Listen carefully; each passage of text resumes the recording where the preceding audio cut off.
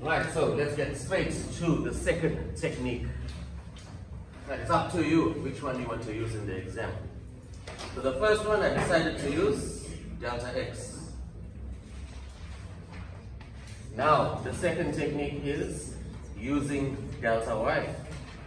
So if you are using delta y now, that means delta y is the breadth of the rectangle.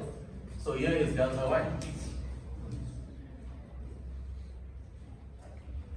So there's my delta y, which is equal to the breadth of this rectangle, which is infinitesimally small. Now, we need to find out the length of this rectangle. That's the most important, how to identify the length. So the length will be the difference in these two x values, because the length is a horizontal side now. Can you see that? So, how did I label this graph here? What is the graph that's touching this point here? Is the same parabola. I called it y1 in the previous method. So if I call it y1, I need to call this one x1 also. And I'm calling it x1. I'm sticking to the labels that I did for method number 1, so there is no confusion here.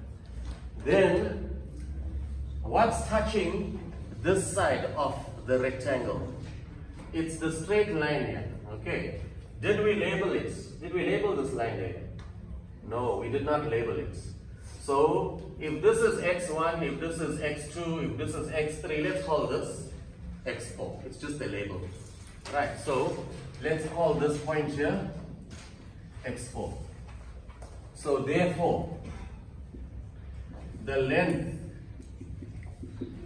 is the difference between those two x values here. So now that will be x1 minus x4. Right minus left. You're clear with that? To get the difference, that is the length. Now, we have done all the hard work here. It's just to write down the formula. So again, delta A, area, is equal to length times breadth. And what is the length that we just wrote down here? It is x1 minus x4. And my breadth here is delta y. Length times breadth. So now, total area, A. So I'm integrating. As soon as I put my integration sign, delta y will be now written as dy. We are integrating with respect to the variable y. This will be the bottom y value, the top y value. We just call it C and D. You don't have to call it C and D. As long as you understand what it means, that's the main thing. So that's going to be x1 minus x4. Let's do the substitution. Now, when I'm integrating with respect to y, I'm interested in only the y values for my limits. So we're talking about the top y value and the bottom y value, because this is the variable y. Right, so go to the extreme bottom, the beginning of this area, and you can see that y is equal to 0. So let's substitute our 0. And when we go to the extreme top, what is the y value at this point here? Your y value is 2.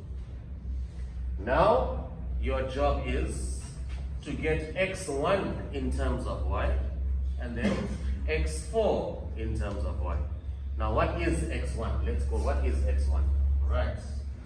So, this was x1, remember that? This was your y1 was equal to the square root of x1. So if you go back, you know that y was equal to the square root of x1. So I just want x1, which was the original equation, but I'm just showing you that you can get it from this here. We square both sides, so y squared is equal to x1. So now I have x1, which is equal to y squared, and x4. What is x4 here? x4 refers to this vertical line here. There's the vertical line here. And what is x at this point here? X is always equal to 0. So therefore that is 0. And this is a much shorter way based on this sketch. It's much shorter to do. As you can see, all we have to do now is integrate y squared, and then the job is done.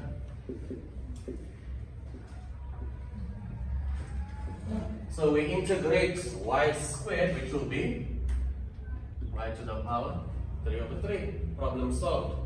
Okay, so now substitute your upper limits, put down a minus sign, substitute your lower limits. What is my upper limit here? It's 2. Lower limits 0. 0 to the power anything 0 here, so we're just working this out. 2 to the power 3, 8 over 3. Here we get it one time. You can see that. Same answer, 8 over 3, which was 2,667 units squared. And that is how we work out the area. Right, we continue next time.